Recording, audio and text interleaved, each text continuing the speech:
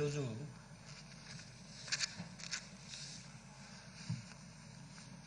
ఒక స్వల్పకాలిక చర్చ ద్వారా సంక్షేమ కార్యక్రమాలు ప్రభుత్వం అమలు చేస్తున్నటువంటి తీరుని వివరించేదానికి మంచి చెడ్డల్ని చర్చించడానికి ఈ చర్చ అలౌ చేశారు. చాలా సంతోషం. దీని ద్వారా ప్రజలకు చాలా క్లారిఫై చేయాల్సినటువంటి అవసరం ఉంది. ఇది చర్చ చిన్నదైనా ఒక ప్రభుత్వం తనకు ప్రజలిచ్చినటువంటి, అంటే పార్టీ ప్రభుత్వం ప్రజలిచ్చినటువంటి అధికారాన్ని ఏ దిశ వైపు తీసుకెళ్లాలనుకుంటుంది, ఏ లక్ష్యాల్ని చేరుకోవాలని ప్రయత్నం చేస్తుంది, అది రాజ్యాంగబద్ధమా, ఈ సమాజానికి అవసరమైనవా, మన స్థితిగతుల్ని మెరుగు చేసేటువంటివా అన్నది ఇందులోన ప్రతిబింబిస్తుంది. చిన్న విషయంలా కనిపిస్తుంది, కానీ దీన్ని విశ్లేషణ చేస్తే ఒక ప్రభుత్వ ఆలోచన ధోరణి ఇందులో అర్థమవుతుంది. మీరు మన ప్రభుత్వాలు, ఎన్నికైనటువంటి రాజకీయ పార్టీలు, ప్రభుత్వాలు ఎవరు పనిచేసినా ఈ దేశంలో ఉండేటువంటి రాజ్యాంగ పరిధిలోనే ఆ ప్రభుత్వాలు పనిచేయాల్సిన అవసరం ఉంది. అయితే రాజ్యాంగంలో ఉండేటువంటి ప్రధానమైన రెండు విషయాల గురించి మాట్లాడినప్పుడు, ఒకటి ప్రాథమికమైనటువంటి హక్కులు. ఎప్పుడైనా ఒక పౌరులకి తనకు రాజ్యాంగం ద్వారా సంక్రమించినటువంటి ప్రాథమిక హక్కులు భంగం కలిగినప్పుడు కోర్టులకు వెళ్తారు. రెండు, డైరెక్టివ్ ప్రిన్సిపల్స్. ఒక దేశంలో ఉండేటువంటి ప్రజల్ని ఏ దిశ వైపు తీసుకెళ్లాలని చెప్పేటువంటి ఆదేశిక సూత్రాలు. ఈ ఆదేశిక సూత్రాలు పాటించినటువంటి ప్రభుత్వాలు ఉన్నప్పుడు పౌరులు కోర్టులకు వెళ్ళే అవకాశం పెద్దగా లేదు. దీంట్లో బాధ్యతగా ప్రభుత్వాలు రాజ్యాంగంలో ఇచ్చినటువంటి ఆదేశ సూత్రాలను పాటించాలే తప్ప, పాటించకపోతే క్వశ్చన్ చేయడానికి పెద్ద ఫోరం లేదు. ఫైనల్గా ఉండే ఫోరం ఏదంటే ఎన్నికల్లో ఆ ప్రభుత్వాల పనితీరు మీద తీర్పిచ్చేటువంటి ఒక అవకాశం, ప్రధానమైన ఫైనల్ అస్త్రం ఒకటి ఉంది ప్రజల చేతిలో, ప్రజాస్వామ్యం. ఇది ఇక్కడ మనం మాట్లాడుకునేటప్పుడు మన సమాజం, ఒక భారతదేశంలో సమాజమే ఒక డిఫరెంట్ సమాజం. ఒక 80 సంవత్సరాల క్రితం స్వాతంత్రం వచ్చింది. ఇందులో అనేక మతాలు ఉన్నాయి. ఈ దేశంలో అనేకమైన కులాలు ఉన్నాయి, వృత్తులు ఉన్నాయి, వర్గాలు ఉన్నాయి, తారతమ్యాలు కలిగినటువంటి ప్రాంతాలు ఉన్నాయి, వ్యత్యాసాలు భారీగా ఉన్నటువంటి జీవన విధానాలు, జీవన ప్రమాణాలు ఉన్నాయి. ఒక భిన్నమైనటువంటి సమాజం భారతదేశం, అందులో మన రాష్ట్రం. ఇట్లాంటి రాష్ట్రాలకు ప్రజాస్వామ్య పద్ధతిలో పరిపాలనకు వచ్చినటువంటి ప్రభుత్వాలకు ఇది గమనించి పాలన చేయాల్సినటువంటి అవసరం ఉంది. దీన్ని గుర్తుపెట్టుకుని పాలన చేయాల్సిన అవసరం ఉంది. దీన్ని అడ్రస్ చేయడానికే ఆదేశిక సూత్రాలు మీకు రాజ్యాంగంలో గైడ్ చేస్తూ ఉంటాయి. ఆదేశ సూత్రాలని అనుసరించి పనిచేసినటువంటి ప్రభుత్వాలు 100% రాజ్యాంగ ప్రమాణాలని పాటించినట్టే, రాజ్యాంగం కోరుకున్న దిశ వైపు ప్రయాణం చేస్తున్నట్టే భావించాల్సి వస్తుంది. ఇక్కడ నేను ఎందుకు చెప్తున్నానంటే,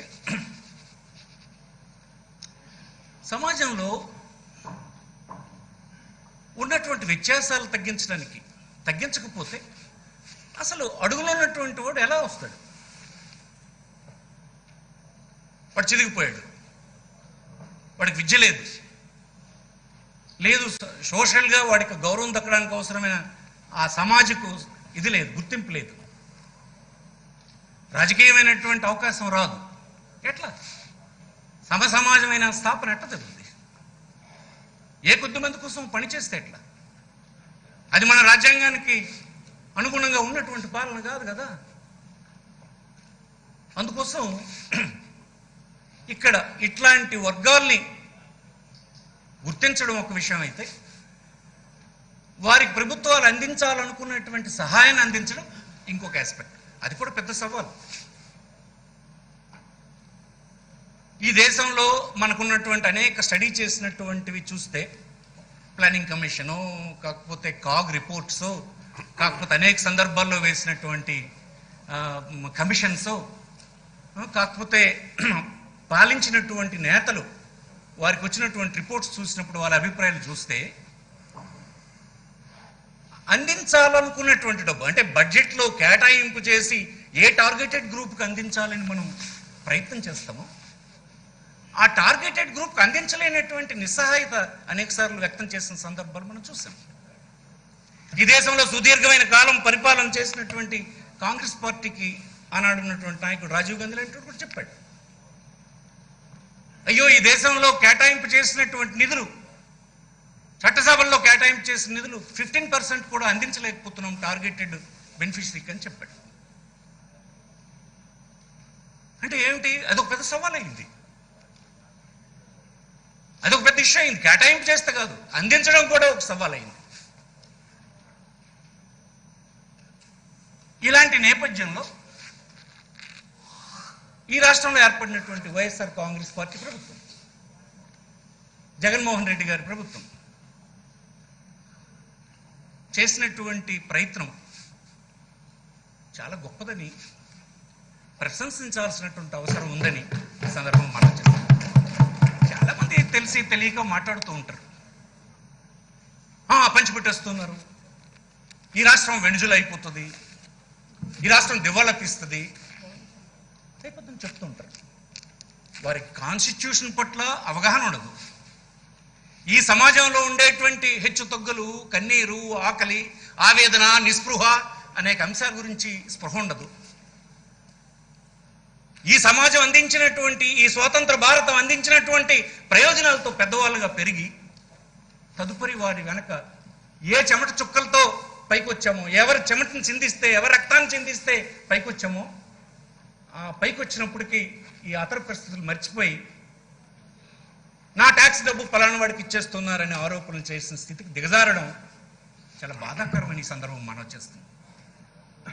ఒక నాయకుడు దీనికి భయపడిపోకూడదు, వెరవకూడదు.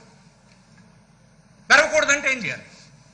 అసలు నాయకుడు తెలియాలి కదా, ఏ వర్గాలు ఉన్నాయి, ఏం కోరుకుంటున్నారు, వాళ్ళ కన్నీరు వెనుకున్నటువంటి కథలేంటి, గాథలేంటి, ఆ నిస్పృహకు కారణం ఏంటి అనేటువంటి విషయాలు తెలియాలి. అందుకోసమే నేను అంటాను, శ్రీ జగన్మోహన్ రెడ్డి గారికి అతను చేసినటువంటి పాదయాత్ర, అతను చూసినటువంటి కన్నీటి గాథలు, అతను చూసినటువంటి హెచ్చుతగ్గులు కలిగినటువంటి సమాజం, అతను చూసినటువంటి ప్రజల జీవన ప్రమాణాలు ఈవేళ ఈ పరిపాలనలో, ఈ స్కీమ్స్ వెనక, ఈ డైరెక్ట్ ట్రాన్స్ఫర్ వెనక, ఈ చిత్తశుద్ధి కలిగినటువంటి పరిపాలన వెనక స్పష్టంగా ఉన్నాయని చెప్పడానికి నేనేమీ సందేహించడం లేదని మనం. నాయకులు కూడా రెండు రకాలుగా ఉంటారు, అనేక రకాలు ఉంటారు. కొంతమంది ప్రజల చేత, ప్రజలు మోస్తే, ప్రజల కష్టాలని తెలిస్తే ఎదిగినటువంటి వాళ్ళు ఒక రకం. ఇంకో రకం పత్రికలతో, మీడియాతో, మ్యానిపులేషన్స్తో ఎదిగి పెద్దగైనటువంటి వాళ్ళు ఉంటారు. ఎప్పటికి కూడా వారికి ప్రజల స్థితిగతుల్ని అర్థం చేసుకునే అవకాశం ఉండదు, దురదృష్టం. వాళ్ళకి ఇంకోటి కూడా ఉంటుంది, ఇట్లాంటివి తెలుసుకోవాల్సిన అవసరం లేదని భావన కూడా ఉంటుంది. ఇది ఈజీ వే. 3600 కిలోమీటర్లు నడవంటే ఏంటి సామాన్యం? బస్సు ఎక్కిపోవడమా, కారు ఎక్కిపోవడమా? కాదు కదా. 34 కిలోమీటర్లు సంవత్సరం నడవాలి. ఎండ, వాన, ధూళి, చలి, రోగాలు, అంటురోగులు, అదే చిన్న విషయం కాదు. ఇది తెలియాలంటే, ఇలాంటి స్వతంత్ర భారతం గురించి తెలుసుకోవాలనుకుంటే, ఇలాంటి కన్నీటి గాథలు వినాలంటే అట్నుంచి రావాలి. అట్నుంచి వచ్చినటువంటి నాయకుడు ఎవరైతే తన చేతికి అధికారం వస్తుందో ఇలాంటి కార్యక్రమాలకి శ్రీకారం చుట్టగలదని నేను చెప్తాను. మిగతా వాళ్ళకి తెలియదు. వాళ్ళు తప్పని నేను అన్న, తప్పో కాదో నాకు నాకు తెలియదు, కానీ అసలు తెలిసే అవకాశం కూడా లేదు. ఈవేళ 50 సంవత్సరాలు నేనున్నా, యాక్టివ్ పాలిటిక్స్లో 40 సంవత్సరాలు ఉన్నా. ఈవేళకి ఈ రాష్ట్రంలో ఉండే కులాలు ఏంటో, వాళ్ళ వృత్తులు ఏంటో కొంతమంది గురించి ఇప్పటికీ నాకు తెలియదు. ఆ స్పృహ కలిగినటువంటి వాడిని నేను. అంటే ఏంటి, వెతికి తీసేటువంటి కార్యక్రమం జరుగుతూ ఉండాలి, చూడాలి. దైనందిన ఒక ప్రజాస్వామ్య వ్యవస్థలో దైనందిన జీవితాల్లో వస్తున్నటువంటి మార్పులను ఎగ్జామిన్ చేసి అవసరమైన మార్పులు చేయాల్సినటువంటి అవసరం ఏ నాయకుడైతే చేస్తాడో అతను సక్సెస్ అవుతాడు. ఇది బహుశా గౌరవనీయులు జగన్మోహన్ రెడ్డి గారికి తన తండ్రి నుంచి సంక్రమించినటువంటి ఒక వారసత్వం అయినటువంటి ఒక ప్రజా నాయకత్వం అని నా అభిప్రాయం. ఇదే పద్ధతిలో జగన్మోహన్ రెడ్డి గారి తండ్రి కీర్తిశేషులు రాజశేఖర రెడ్డి గారు ఉండేవారు. అతను కూడా ప్రజల నుంచి వచ్చినటువంటి వాడు.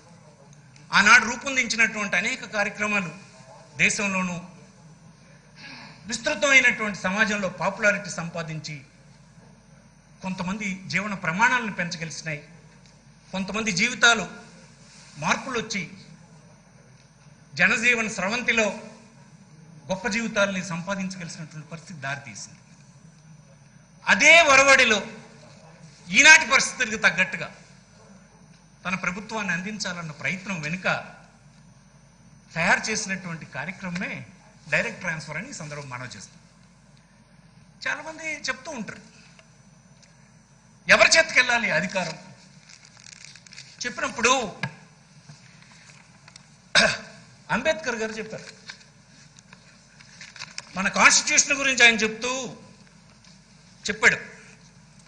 However a good constitution may be, those who are implementing it are not good, it will prove to be bad.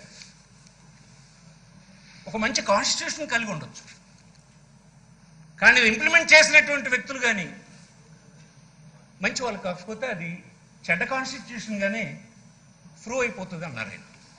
Same time however bad constitution may be it, those implementing it or good, it will prove to be good.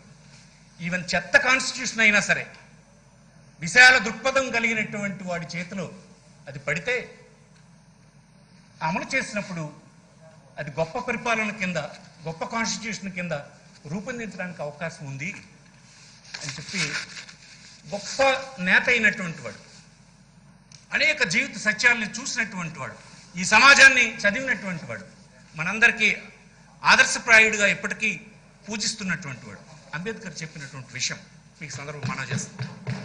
అంటే ఏంటి కావాలి, ప్రజలు అనుకునేటువంటి నాయకుడు మంచివాడు కాకపోతే, ఈ విశాల దృక్పథం లేకపోతే, ఇలాంటి అంశాలని పరిగణలోకి తీసుకొని పరిపాలన చేసేటువంటి స్వభావం లేకపోతే ఏదైనా ఫెయిల్ అయిపోతుంది అన్నది అతను కాన్స్టిట్యూషన్ రాసినప్పుడే అది అమలు జరుగుతున్నటువంటి తీరు గురించి చెప్పారు. అందుకోసం మనం చూసాం చాలా సందర్భాల్లో ఒక ప్రోగ్రామ్ని ఫ్రేమ్ చేసినప్పుడు కొంతమంది మధ్యవర్తులకు చేరడానికి ఉండేటువంటి లీక్లన్నీ పెట్టడం, కొన్ని చట్టాలు చేసినప్పుడు కొంతమందికి ఎగ్జంప్షన్స్ ఇచ్చే పని చేయడం, అన్ని పథకాల్లో మధ్యవర్తులకి ప్రయోజనం కలిగేటట్టు చేయడం, ఇవన్నీ పాలకుడు చేసినటువంటి పనులే కదా. అందుకే ఆనాడే అతను చెప్పాడు, ఏ కాన్స్టిట్యూషన్ ఏమున్నా సరే పాలన చేసేవాడు విశాల భావం కలిగి ఉండాలి. నేను ఇప్పుడు ఈ రాష్ట్రంలో మీరు చూడండి ఏం జరిగింది. ఈ ప్రభుత్వం వచ్చిన తర్వాత ఫస్ట్ ఆఫ్ ఆల్ చేసినటువంటి పని, ఎవరు అర్హులు,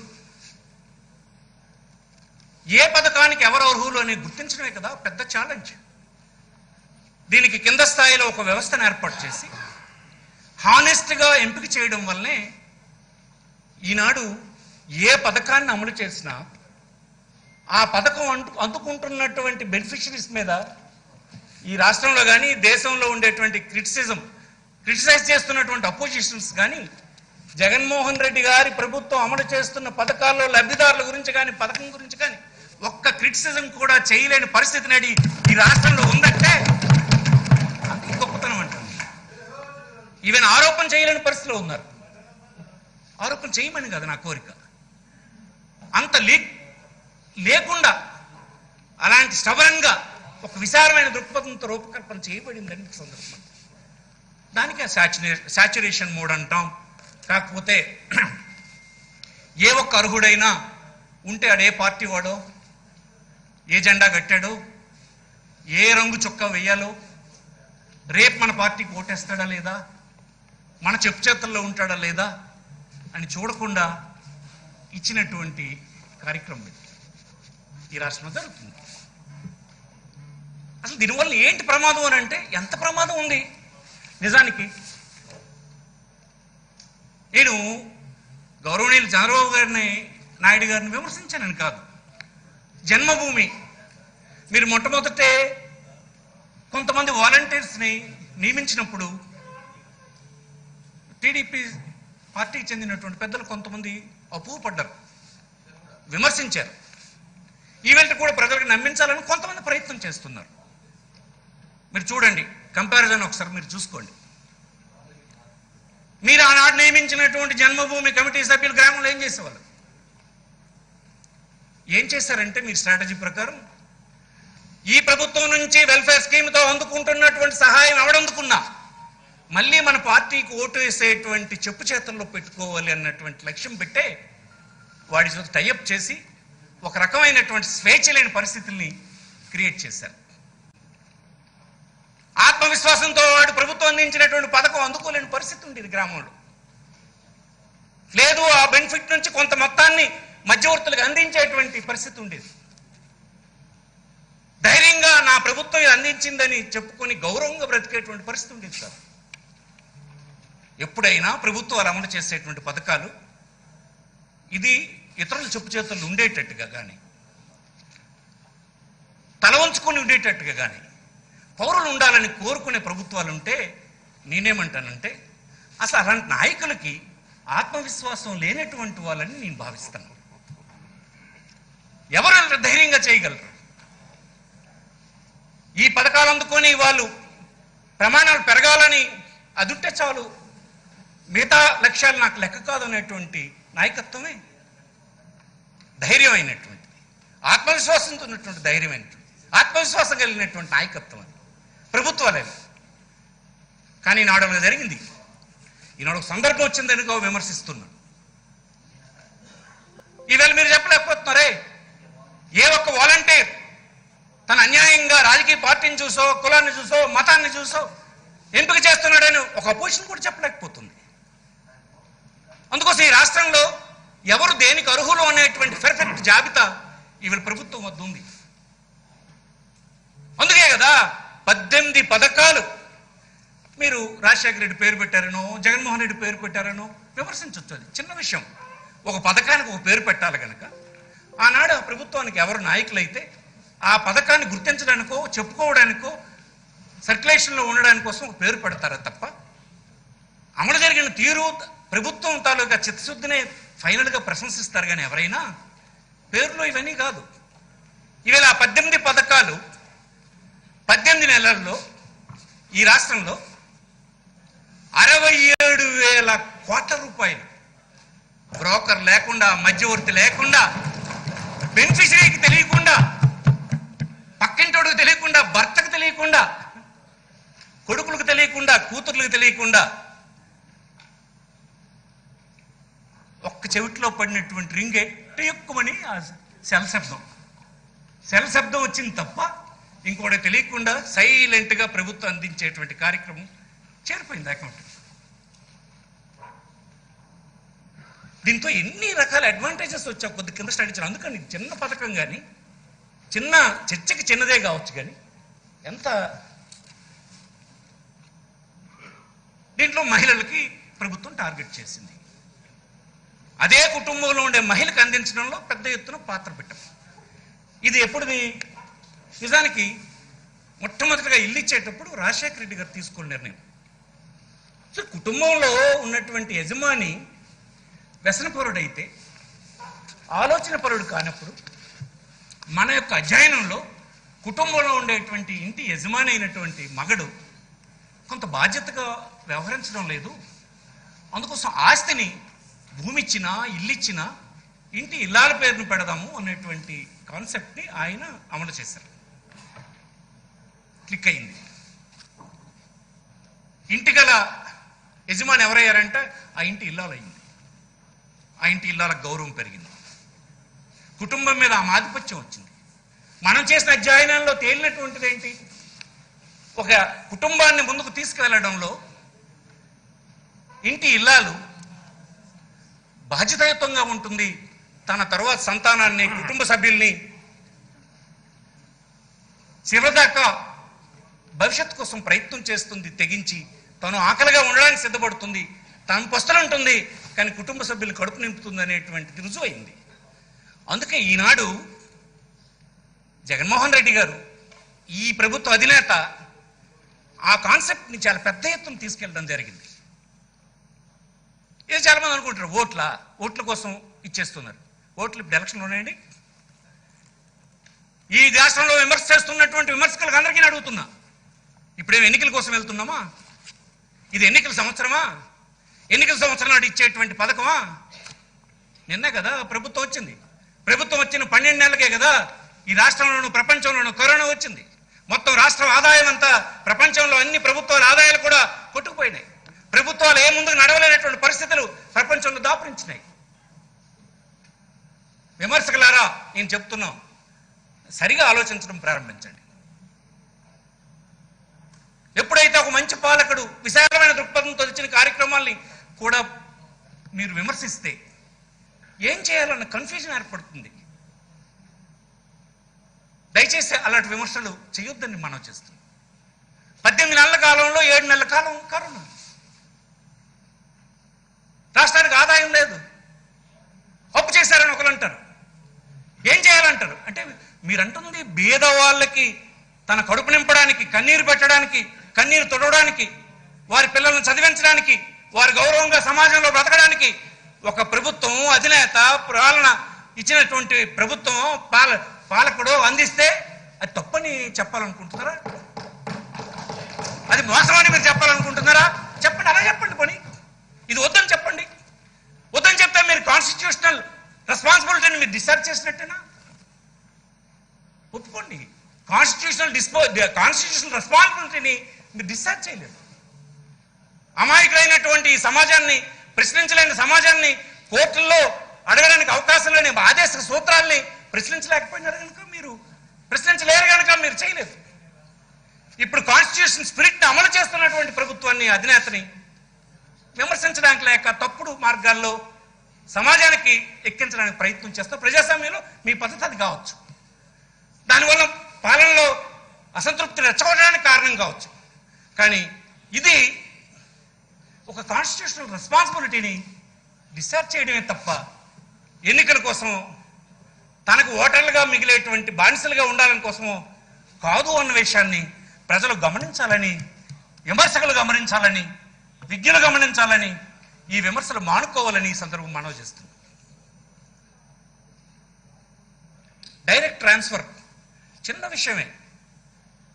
ఎంత స్వేచ్ఛ వచ్చింది ఇప్పుడు ఈనాడు. ఆ గ్రామంలో ఎలాంటి పెత్తందారీ గ్రామాలు ఉన్నాయి అధ్యక్ష? ఒక చిన్న ప్రభుత్వ సాయం చేస్తే సంవత్సరం పొడుగు వాడి ఇంటి వద్ద పనిచేసేటువంటి పరిస్థితి ఉండేది. నేడు వాడు అలాంటి పెత్తందారి వైపు చూడకుండా దర్జాగా వెళ్ళిపోయిన పరిస్థితి రాష్ట్రంలో, ఆ గ్రామంలో వస్తే ఆడికి జగన్మోహన్ రెడ్డి మీద కోపం ఉంటుంది, పెత్తందారికి కోపం ఉంటుంది. కానీ ఆ బందీకి విడుదల చేసిన ప్రభుత్వం ఇదని ఈ సందర్భంగా మనం చేస్తాం. చాలా మందికి, మాకు కూడా ఎక్స్పీరియన్స్ ఉంది. బారులు తెరబడినటువంటి జనం ఇప్పుడు మా బంగ్లాల దగ్గర లేరు. అక్కడికి చిన్న ప్రభుత్వ నిర్ణయాన్ని అమలు చేసే ఒక వాలంటీర్ చేసేస్తున్నాడు, దర్జాగా చేసేస్తున్నాడు. చాలా మందికి బాధగానే ఉంది. అమ్మాయిని మన చేతులు దాటిపోతున్నారని. దానికి ఎంత ధైర్యం కావాలి? ఒక పార్టీ ప్రభుత్వానికి ఎంత ధైర్యం కావాలి? ఆ పార్టీ అధినేతకి ఎంత ధైర్యం కావాలి? కొద్దిగా అర్థం చేసుకోవాలి. సమాజంలో ఉండే పౌరులు దీన్ని అర్థం చేసుకోకపోతే ఇలాంటి విశాల దృక్పథంతో అమలు చేసినటువంటి ప్రోగ్రామ్స్ని మీరు డిఫీట్ చేస్తే ఎవరు నష్టపోతారో? 70% కలిగినటువంటి అల్పసంఖ్యాకులు, backward classes, scheduled caste, scheduled tribe, అల్పాదాయ వర్గాలు, ఇతర ఉన్నతమైనటువంటి కులాల్లో కూడా వాళ్ళు చెడిపోతారు అని సందర్భం మనవి చేస్తుంది. రక్షించుకోండి. ఇందులో తప్పులు ఉంటే చెప్పండి, సరిదిద్దే ప్రయత్నం చేద్దాం, చేయమని చెప్దాం ప్రభుత్వాన్ని. ఇష్టం వచ్చినట్టు తెలియకుండా ఏదో మీరు విమర్శించలు చేసేస్తే, ఇది ప్రజలు ఆమోదించాలని తెలిస్తే, తర్వాత వచ్చిన ప్రభుత్వాలు, తర్వాత వచ్చిన పాలకులు ఇలాంటి ఎక్స్పెరిమెంట్లు మంచిది కాదనేటువంటి సిగ్నల్ వెళ్తే ఎవరికి నష్టం? దీన్ని ధనవంతులు వేరేగా ప్రమోట్ చేస్తుంటారు. దీన్ని గొప్పవాళ్ళన్న పేరుతో నాటకాలు ఆడుతున్నటువంటి వాళ్ళు గొప్పగా దీన్ని ప్రొజెక్ట్ చేస్తుంటారు పత్రికల్లోనూ, టీవీల్లోనూ. మన తరఫున మన వాదనలు చెప్పడానికి ఉండవు, ఇవన్నీ పేపర్లు ఉండవు, టీవీలు ఉండవు, మనలాంటి ఆవేదనలు వినిపించడానికి ఉండవు, ఆ ధైర్యం కూడా ఉండదు. కనీసం సర్పంచ్ దగ్గరికి పోయి తన ఆవేదన చెప్పుకోలేనటువంటి కులాలు, వృత్తులు, పేదలు, వాళ్ళ బతుకులు ఎక్కడ బయటకు వస్తాయి? ఎవరో ఒక ప్రభుత్వ అధినేత పట్టుకుంటే అందరూ కలిసి విమర్శించి అది తీసేసిన దాకా ప్రయత్నం చేస్తే ఫైనల్ లూజర్ ఎవడు? సమాజం అర్థం చేసుకోవాలని మనం చేస్తున్నాం. మనం ప్రొటెక్ట్ చేయాలి, మనం నిలబడాలి, మనం కాపాడుకోవాలి. ఇది అనేక దశాబ్దాలుగా నా గుండెల్లో ఉండేటువంటి ఆవేదన అధ్యక్షుడి. ఏవో తాత్కాలికంగా ప్రిపేర్ అయినటువంటి అంకిలో గారిడీలో కాదు. నేనేమి ప్రోగ్రామ్ వైజ్ డీటెయిల్స్లోకి వెళ్ళను. మా సభ్యులు, మిగతా సభ్యులు వాళ్ళు కోరికలను సరదాగా ఉంటే మాట్లాడుకొని ఇలాంటి ఈనాడు ఇక్కడ ఉందని చెప్తాను. ఈ సమాజంలో ఉన్నటువంటి మిగతా వాళ్ళకు కూడా చెప్తున్నాం. వివేకానంద కీర్తిశేషులు మనందరం పూజించినటువంటి గొప్ప వ్యక్తి వివేకానంద ఏం చెప్పాడంటే, ఏ సమాజపు చెమట చుక్కలతో నువ్వు ఉన్నతుడిగా పెరిగావో, నువ్వు అన్ని సంపదలు సంపాదించావో, చైతన్యవంతుడు అయ్యావో, నువ్వే మళ్ళీ ఆ చెమట చుక్కలు చిందించినటువంటి వారికి వ్యతిరేకంగా మాట్లాడి వారి అభ్యున్నతికి కృషి చేయలేనటువంటి నువ్వు పెద్ద ద్రోహివి అనేటువంటిది నేను భావిస్తాను అని చెప్పాడు. ఇవాళ అలాగనే ఉంది. కొంతమంది ఏం మాట్లాడతారంటే, మేము కట్టిన ట్యాక్స్ అన్ని పంచేస్తాండి జగన్మోహన్ రెడ్డి. ఎవరికి పంచేస్తుండు? ఎందుకు ఉండాలి? 70-80 సంవత్సరాల తర్వాత వ్యత్యాసాలు ఎందుకు ఉండాలి? తగ్గినాయా? కొన్ని రంగాల్లోకి ఇంకా backward classes, scheduled caste, scheduled tribe, minorities వచ్చారా? ఎందుకు రాలేదు? ఎవరు బాధ్యులు దీనికి? ఈ వస్తున్నటువంటి ప్రభుత్వాలు కాదు, ఈ ప్రభుత్వాలకి ఈ బాధ్యత లేదు. పనిచేస్తుంది. ఎవరికి పనిచేస్తుంది? అందుకోసం అధ్యక్ష, ఇది చాలా డిబేటబుల్ అంశం. ఈ డైరెక్ట్ ట్రాన్స్ఫర్ ద్వారా ఈనాడు చాలా మార్పులు వచ్చినాయి. ఇటీవల మీరు అమెరికాలో చూశారు. ఈ విపత్తుకి అమెరికా చాలా పెద్ద ఎత్తున దెబ్బతిన్నది. వాళ్ళ దీంట్లో కూడా, వాళ్ళ ఎకానమీ స్టైల్లో కూడా ఎర్న్ చేసినటువంటి ప్రతి కుటుంబం మ్యాక్సిమంని ఖర్చు పెట్టేటువంటి ఎకానమీని వాళ్ళు ఆ మనస్తత్వాన్ని డెవలప్ చేశారు అమెరికాలో. అందుకే ఎర్న్ చేసిన ప్రతి కుటుంబం తన సంపదని ప్రతి నెల ఖర్చు పెట్టేస్తారు, మ్యాక్సిమం ఏమి ఉంచుకోరు. అలాగే ప్రభుత్వం వాళ్ళకి ప్రొటెక్ట్ చేస్తుంది. తీరా మొన్న కరోనా పెద్ద ఎత్తున అమెరికాలో వస్తే ప్రభుత్వం సహాయం చేయాలనుకుంది. సహాయం చేయాలనుకుంటే వాళ్ళకి మెకానిజం లేదు, ఎలాగ అందించాలో తెలియదు, ఏం చేయాలో తెలియదు. ఫైనల్గా అదే గందరగోళంలో ఎన్నికలు వస్తే అక్కడ ప్రభుత్వంలో ఉండేటువంటి పార్టీ కొట్టుకుపోయిందని మీకు మనం చేస్తుంది. చూడండి, ఇక్కడ అనేక స్థాయిల్లో మంది అంతకంటే తక్కువ ఎకానమీ అయి ఉండొచ్చు, ఒక రాష్ట్రమే కావచ్చు. 8 నెలల కాలం ప్రపంచం అంతా స్తంభించిపోతే, ప్రభుత్వాలకు ఆదాయాలు లేకపోతే, ఆంధ్రప్రదేశ్ రాష్ట్రంలో అడుగుతున్న దేశంలో ఏ ఇతర రాష్ట్రంతో కంపేర్ చేయండి, ఉపాధి పోయింది, అందరూ ఇళ్ళకి పోయినారు, కాళ్ళు ముడుచుకొని ఇళ్ళ వద్ద కూర్చున్నారు. కానీ ఏ ఒక్క కుటుంబం ఆకలితో కన్నీరుతో ఆంధ్రప్రదేశ్ రాష్ట్రంలో ఒక్క కుటుంబం కూడా లేదు జగన్మోహన్ రెడ్డి దయ వల్ల. ఈ సందర్భం చూపించమనండి ఎవరినైనా. ఆరు బియ్యంగా గెలిస్తే దివాళా తీసేస్తామా? వాళ్ళ కడుపున తిండి పెడితే ఇది ఒణిజలు అయిపోతుందా? ఏ చెమట చుక్కలతో మనందరం ఈ సంపదను నిర్మాణం చేశామో వాళ్ళకి 8 నెలలు తిండి పెడితే అయిపోయిందా? ఇది సమాజం చూడాలని నేను కోరుతున్నాను. ఒక్క కుటుంబం అధ్యక్ష ఎక్కడైనా నేను అనేక బహిరంగ సభల్లో మాట్లాడుతున్నా చెప్పాను, ఒక్క కుటుంబమైన ఆకలితో ఉంటే చూపించండి అది ఎట్లా. మరి చాలా అడేమి ఎక్కడ పోలే, అడుక్కోలే, నాకు ఆకలి బియ్యంగా నిలవండి, ఇంటికి తీసుకుపోయి వాలంటీర్ ఆ నెలకు అవసరమైనటువంటి బచ్చాన్ని ఇంటి దగ్గర అందించాడు. ఇది దర్జాగా ఉన్నటువంటి అనేక కుటుంబాలకి, సభ్యులకి, పౌరులకి అర్థం కాదు కూడా, తెలియదు కదా ఆకలి గురించి మనకు తెలియదు. రేపు తెల్లవారితే పిల్లడికో, మంచం మీద ఉన్నటువంటి తల్లికో, పాలు కోసం బాధపడుతున్నటువంటి ఆ బిడ్డకో వాళ్ళ ఆవేదనని మనం ధనవంతులుగా పుట్టినటువంటి వాళ్ళు మనకు అర్థం కాదు. ఆ ఒక్క సంఘటన లేదు. చిన్న విషయం అది చెప్పానండి. నేను అంటాను అందుకే దీనికి అంత ధనం అవుతుంది. ఇలాంటి ప్రభుత్వ నిర్ణయాలు, నా ఆర్గ్యుమెంట్ అయితే కాన్స్టిట్యూషన్ రెస్పాన్సిబిలిటీని, ఆదేశ సూత్రాల్ని పాటిస్తున్నటువంటి ప్రభుత్వం అని నేను అభిప్రాయపడుతున్నాను. చిన్న చిన్న సవరణలో, చిన్న చిన్న మార్పులో, సూచనలో సభ్యుల నుంచో, రాజకీయ పార్టీల నుంచో, మేధావుల నుంచో వస్తే స్వీకరించడానికి ప్రభుత్వాలు సిద్ధంగా ఉంటాయి. అందుకోసం ఈ డీబీటీ మన దేశంలో ఏ రాష్ట్ర ప్రభుత్వం ఇంత పెద్ద మొత్తాన్ని, ఒక 67,000 కోట్ల రూపాయలు 18 నెలల కాలంలో 18 ప్రోగ్రామ్స్కి కులం చూడకుండా, మతం చూడకుండా, రాజకీయ పార్టీ చూడకుండా, వాడు ఏ వర్గం వాడో చూడకుండా, రేపు ఏ పార్టీ వాడికి ఓటేస్తాడని ఆలోచించకుండా, వాడి అకౌంట్లో సడీ చప్పుడు లేకుండా పడిపోయేటువంటి మెకానిజంని, హానెస్టీని మీరు గమనించాలని ఈ సందర్భం మనం చూస్తున్నాం. హృదయపూర్వకంగా దీన్ని ప్రభుత్వ అధినేతకి, ప్రభుత్వం నడుపుతున్నటువంటి మంత్రివర్గానికి, అధికార యంత్రాంగానికి పూర్తిగా హృదయపూర్వకంగా నేను అభినందిస్తూ ఉన్నాను. ఈ సందర్భం మనం చేస్తాను. ఇంకా అనేక విషయాలు ఉన్నాయి అధ్యక్ష, ఆ డీటెయిల్స్లోకి నేను వెళ్ళదలుచుకోలేదు, అవసరం కూడా లేదు.